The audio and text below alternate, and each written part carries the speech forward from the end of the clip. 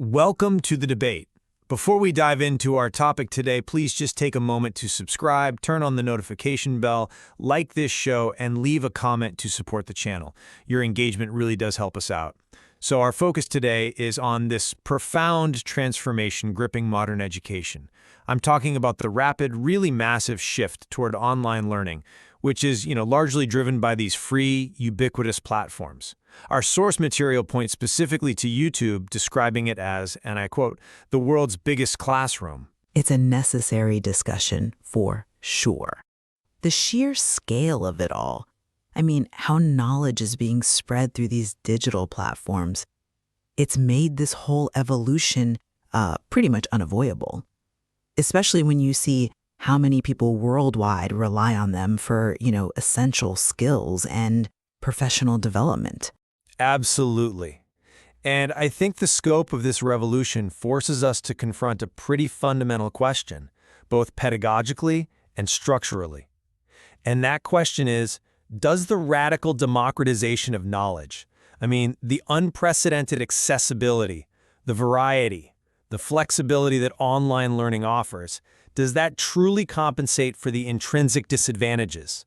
Things like, the inherent risk of isolation, the complete absence of direct supervision, and the often unpredictable quality control.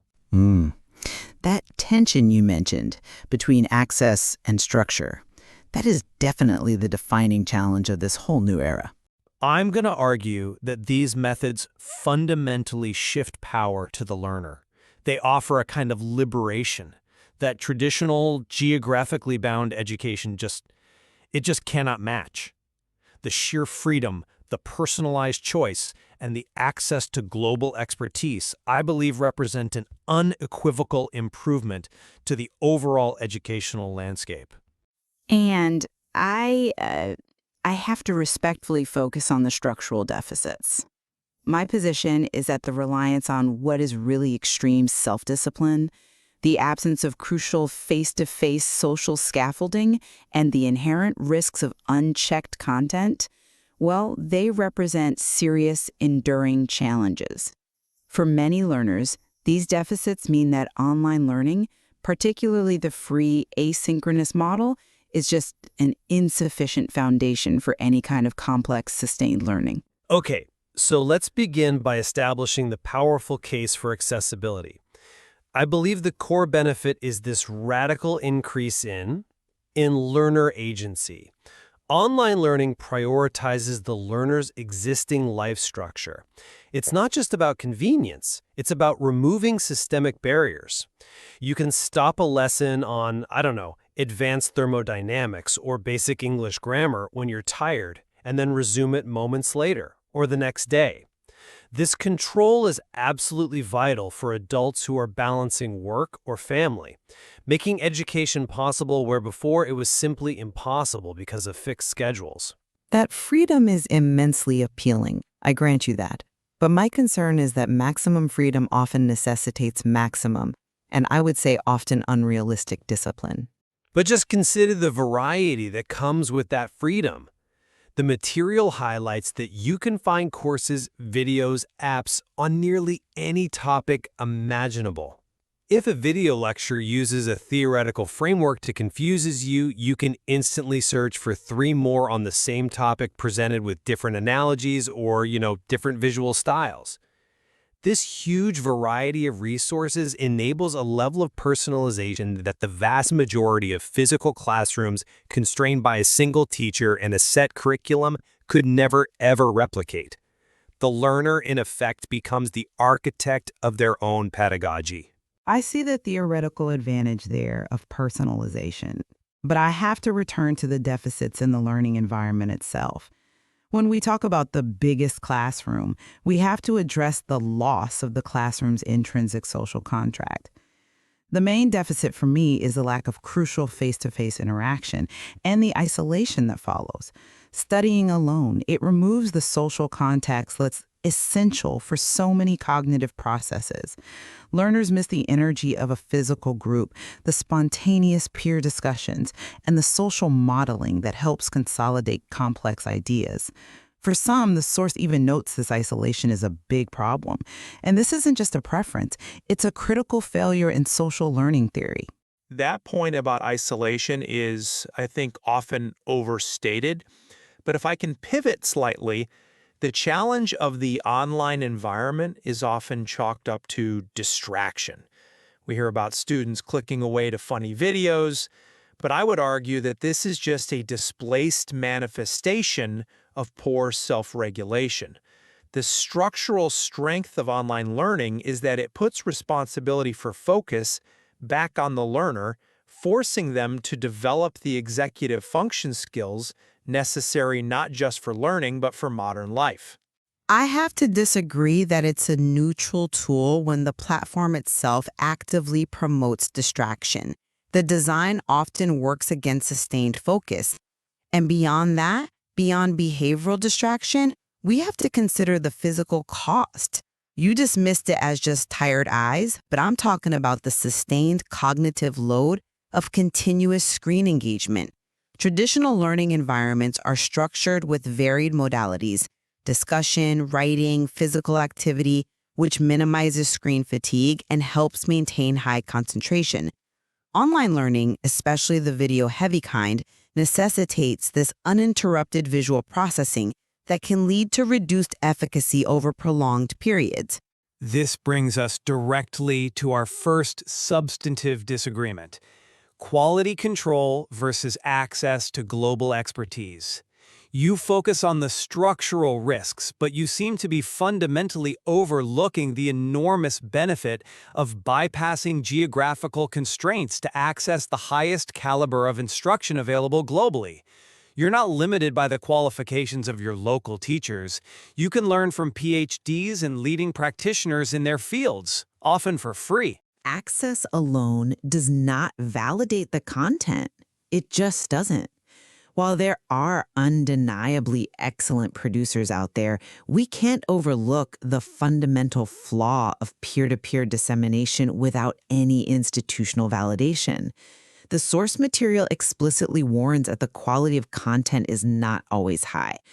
A student, particularly a novice, lacks the expertise to vet complex material. This exposes them to low-quality, incomplete, or even outright incorrect information, and there's no simple way for them to verify the creator's authority.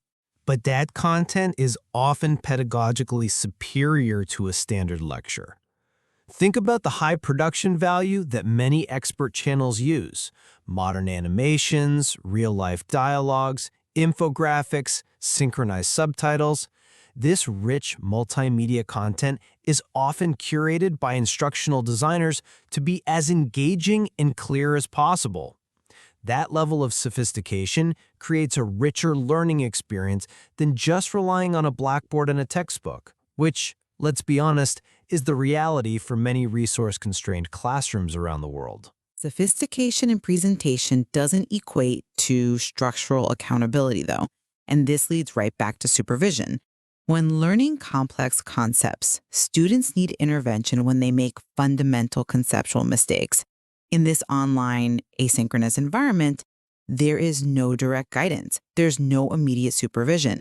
Who checks their homework? Who intervenes when they misunderstand a core principle in the first 5 minutes and then carry that mistake through the next 2 hours of content? The lack of that rapid corrective feedback loop is a massive deficit that undermines the perceived quality, no matter how slick the graphics are. That corrective feedback, I'd argue, is replaced by the sheer control over pacing, which leads to our second core contention, the mastery value of self-pacing. A physical classroom lesson continues whether you grasp the content or not, and it often leaves struggling students behind. Online video learning allows the learner to slow down a complex explanation, to speed up review material, and crucially, to replay difficult segments endlessly until mastery is achieved. This shift towards mastery learning, where time is flexible but understanding is fixed, is a significant pedagogical step forward. That's a compelling argument based on the ideal learner. But have you considered the behavioral reality when external accountability is removed? The concept of self-pacing often just mask self-stalling. Without the structure of deadlines or a teacher's watchful eye, students often exhibit avoidance behavior. They'll replay the easy, comforting parts repeatedly, or they'll just skip difficult concepts entirely because there is no required check-in or test forcing them to engage with it. This kind of self-selection completely defeats the purpose of mastery. But the visual and text aids available mitigate that cognitive burden.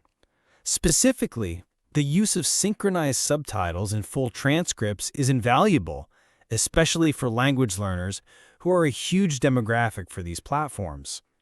You can simultaneously watch a native speaker, hear the pronunciation, read the words, and instantly look up unfamiliar vocabulary. This multimodal input strengthens listening, vocabulary, and reading skills all at once. It's a synthesis of input that is extremely difficult to achieve seamlessly in a physical class without specialized, expensive equipment. Okay, they are undeniably excellent tools for supplementary practice and revision, I'll give you that.